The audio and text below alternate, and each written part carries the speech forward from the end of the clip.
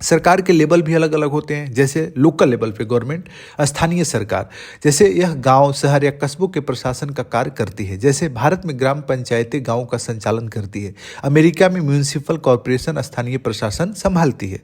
स्थानीय सरकार की क्या जरूरत है? केंद्र में और राज्य में सरकार ही है। देखिए, भारत जैसे विशाल देश में जहाँ इतनी विविधता हो, अब केंद्र में बैठी सरकार पूरे देश को नहीं समझ सकती अच्छे ढंग से, और अच्छे ढंग से नियंत्रण नहीं कर सकती, वहाँ की लोकल इश्यूज को नहीं समझ सकती।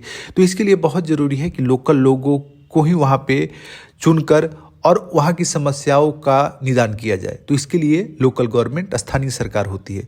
दूसरा, राज्य सरकार, स्टेट गवर्नमेंट, यह पूरे राज्य की नीतियाँ और योजनाएं तय करती है। जैसे भारत में महाराष्ट्र सरकार, बिहार सरकार इत्यादि राज्य के लिए कानून और नीतियाँ बनाती है। अमेरिका में कैलिफोर्निया स्टेट गवर्नमेंट शिक्षा, परिवहन और कानून व्यवस्था की देखरेख करती है।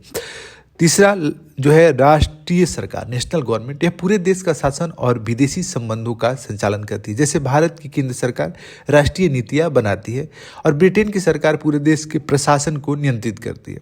सरकार और कानून को समझ लेते हैं। जैसे सरकार समाज में व्यवस्था बनाए रखने के लिए कानून बनाती है। जैसे भारत में बाल श्रम निषेध 14 वर्ष से कम उम्र के बच्चों के काम करने पर रोक लगाता है। जर्मनी में डेटा प्राइवेसी लॉ नागरिकों की डिजिटल जानकारी की सुरक्षा करता है।